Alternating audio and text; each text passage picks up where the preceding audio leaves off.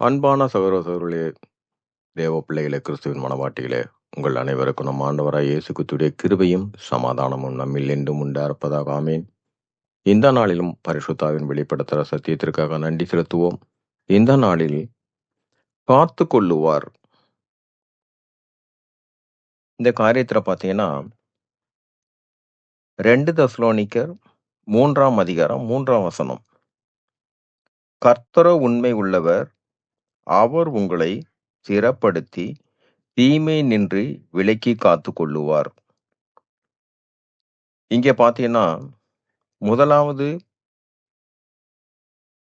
நம்மை அழைத்தவர், ரட்சிப்பை கொடுத்து அழைத்தவர், அவர் உண்மை உள்ளவர் என்று நம்மளோட விசுவாசம்.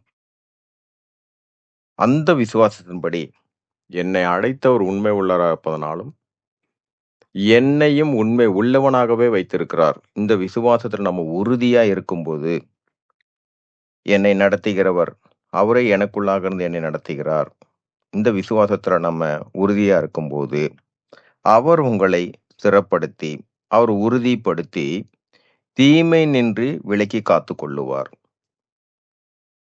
தீமை நின்று விலக்கி காத்து கொள்வார்னு பார்த்தீங்கன்னா, எனக்குள்ளேயே அவர் இருக்கிறதுனால என்னுடைய கிரிகைகள் எல்லாமே சத்தியத்தின்படியே தான் இருக்கும். அப்படி நான் விசுவாசிக்கும் போது, ஏன் சத்தியத்தின்படி தான் இருக்குன்னா, அழைத்தவர் உண்மை உள்ளவர், அவர் வேறு எங்குமில்ல எனக்குள்ளாக இருக்கிறார் என்று நான் விசுவாசிக்கும் போது, என்னுடைய காரியம் உலகப்பூர்வமா அது தீமையான காரியமாக இருந்தாலும் தேவன் அதை என்ன பண்ணுவார்னா, அந்த தீமை நின்று நம்மளை விலக்கி காத்து கொள்ளுவார். எப்படி என்றால், நம்ம செய்கிற காரியம் தீமையான காரியமா இருந்தாலும் தேவன் அதை பரிசுத்தமாகவே மாற்றுவார். இது எப்போ அவர் மாற்றுவார்னா, நம்மளுடைய விசுவாசம், நான் பாவியாக இருக்கும்போதே என்னை அழைத்தவர் அவர் உண்மை உள்ளவரா இருக்கிறாரு. அந்த உண்மை உள்ளவர் தான் பாவியா இருந்த இடத்துல எனக்கு என்னை ரட்சிப்பு என்ற காரியத்துக்குள்ள அழைத்தவர். அதன் மூலியமாக தான் இப்பொழுது அவருக்கு உண்மை உள்ளவனா இருக்கிறேன். அவரும் எனக்குள்ளாக இருக்கிறார். அதனால என்னுடைய கிரிகைகள் எல்லாமே சத்தியத்தின்படி தான் இருக்குன்னு நான் விசுவாசிக்கும் போதுதான் என்னுடைய கிரியைகள், மற்றவர்களுக்கு அது பாவமான செயலா இருந்தாலும் என் தேவன் அதை பரிசுத்தமாக மாற்றுவார்.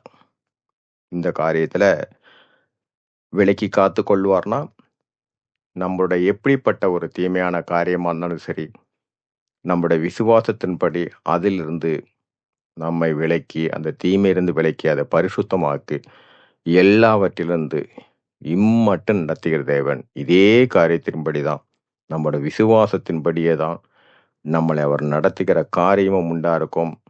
சரி, இந்த நாளிலும் நம் பரிசுத்தாவின் வெளிப்படுத்தின சத்தியத்திற்காக நன்றி செலுத்துவோம். இந்த காரியத்தின் மூலம் எல்லாவற்றிலும் எல்லாவற்றிலும் எல்லாவற்றிலும் மூவரிலும் ஒருவராக இருக்கிற தேவனே, உடைய நாமம் ஒன்றுக்கே மகிமை உண்டாதாக. ஆமென்.